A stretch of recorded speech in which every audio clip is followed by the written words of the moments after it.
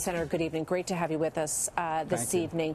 You know, when you look at the question of amnesty, this is a very hot issue for your party, and at times it can make it very difficult to run on. You've run into issues of your own with the question of amnesty and your own definition of what you'd like to see in immigration. I just want to play something for you back from 2015, and then we'll jump in here.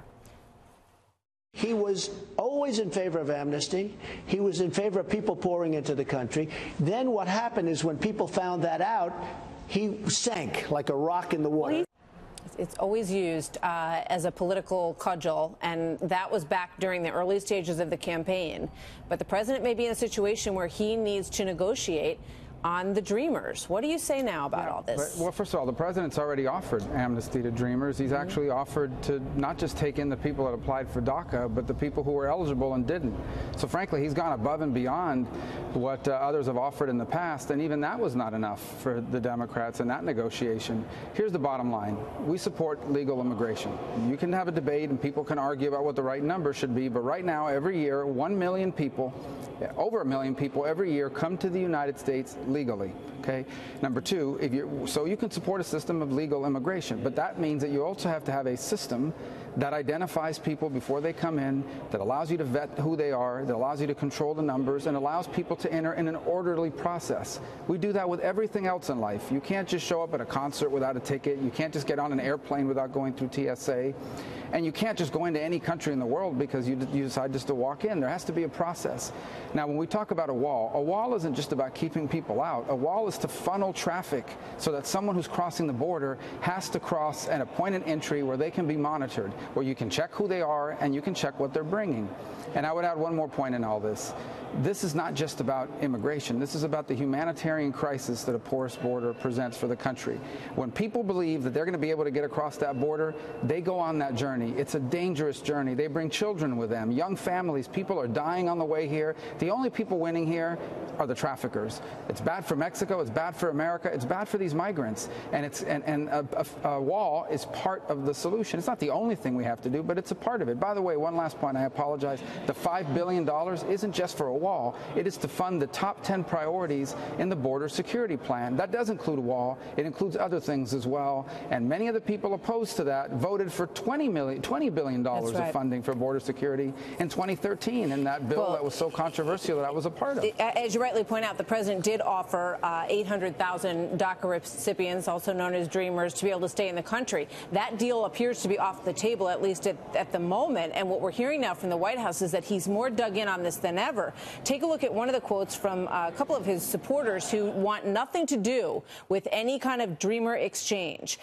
This one from the ALI PAC president: any support of DACA amnesty before or after construction of the border wall is a betrayal to his campaign promises.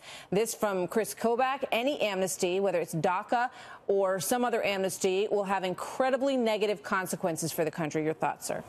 Well, I don't believe that should be negotiated as part of this. This is, look, no matter what someone believes about whether we should give amnesty to people that have been here a long time or not, whether you should deport everybody, the one thing we should all agree on is that every country in the world has a system by which they monitor, control who comes in, when they come in, and how they come in, and the United States should be no different. Every other nation on earth does that. Mexico does it, Guatemala does it, Canada does it, and America should do it. And we have a problem on the southern border of not just people being trafficked, but drugs.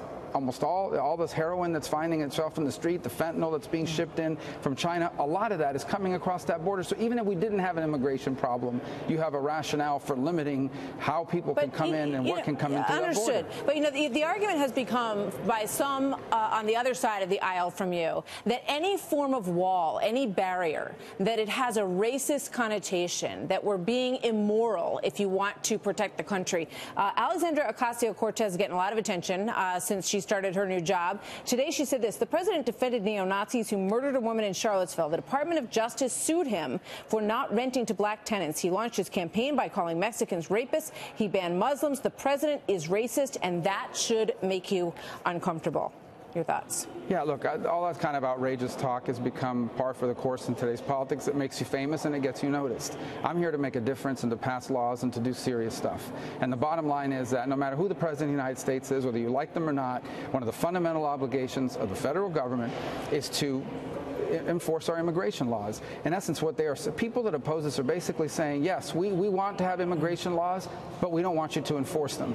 And I think that's the question, is what are you in favor of? What enforcement measures are you in favor of? Because the biggest threat to legal immigration is illegal immigration. It has turned immigration, which is something that we are a nation of immigrants, into a controversial topic, because we still welcome 1.2 million people every single year into this country legally, but they're saying anyone who comes here should be able to stay here, or we should just look the other way. I know they give lip service to border security and enforce the law, but they know in practical terms what they are advocating is that anyone who comes here gets to stay here. How's that good for anyone? It's certainly not good for us, and it's lending itself to this trafficking network that's trafficking in human beings. But again, beyond immigration, drugs are crossing that border every day, and guns are going back the other way into Mexico. That's why there's got to be more control there. We're going to get into more of this with Geraldo and Juan Williams in just a second. Before I let you go, very quickly, you had a bill that did not pass today. I know you feel very strongly about it. Senate Bill number 1, which had to do with Middle East security. And it also had to do with something that you see as an anti-Israeli sentiment on the Democrat side in the Senate. Yeah, well, look, there's a movement out there called BDS, Boycott, Divestment, Sanctions, and it pressures companies to do no business in Israel, boycott Israel, divest of any investments in Israel. We have a law, bipartisan law, by the way, that says that a city or a state has the right to not have any contracts or do any business or contract for services or goods with companies that are boycotting Israel. That's what the bill does. It doesn't force them to do it. It just gives them the right to do it. And all of a sudden we have people out there on the Democratic side that don't want to vote for it. They all claim to be against BDS, but if you are shielding companies that participate in BDS from any sort of counter boycott against them for doing that, they have a right to do it. People have a right to not do business with them. If you're shielding them, you're supporting BDS. You're going to take it up again. Senator Rubio, thank you very much. Great to have you with us tonight. Thank you.